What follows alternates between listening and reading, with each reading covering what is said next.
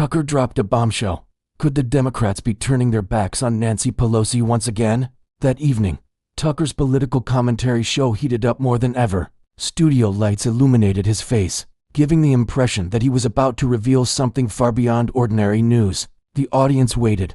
Tucker looked directly into the camera, tilted his head slightly, and spoke in a calm but meaningful tone. There's a story quietly unfolding behind the scenes, and if true, it's one of the most significant internal shifts in years.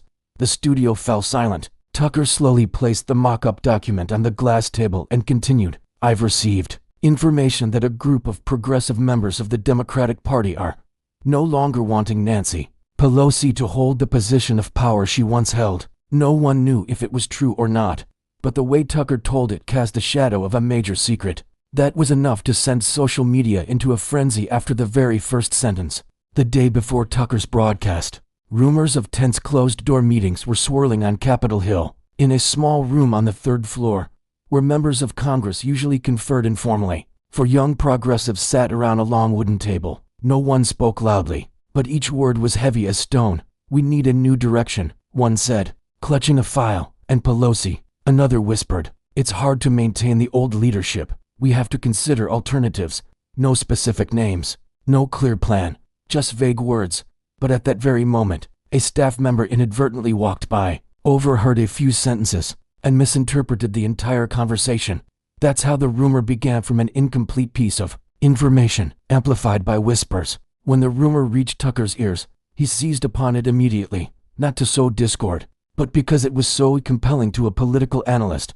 In the editorial meeting, Tucker spread the paper before his team. We don't make assertions, we ask questions.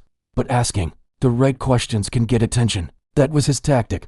And that evening, as expected, the questions spread like wildfire. From the right to the left, from Pelosi's supporters to her opponents. Everyone had something to say. Many saw it as mere speculation. Others believed that infighting was inevitable, and Tucker's story was just the tip of the iceberg. In her spacious office, adorned with historical photographs, Nancy Pelosi sat before a tall glass window, the afternoon light illuminating her sharp yet pensive eyes. A young assistant walked in and placed an iPad in front of her. You should watch this. It was the clip Tucker had just shown, which was being shared everywhere. Pelosi watched for only a few seconds before chuckling softly. Rumors are always around, but to say I've been turned against, let's see where they're going to turn. Despite her composure, she quickly convened an internal meeting to warm up the spirit of unity. She knew that not reacting would only spread the story further. Reacting too strongly would only make people believe it was true. Pelosi chose the most subtle approach, appearing confident and calm, as if nothing was bothering her. Finally, as people dug deeper, the truth came to light. The closed-door meeting was not a conspiracy against Pelosi at all. They were simply discussing a bill that was facing internal party debate. The turning against Tucker mentioned was actually just a difference in legislative opinion, but the story had spread too far to be simply pulled back.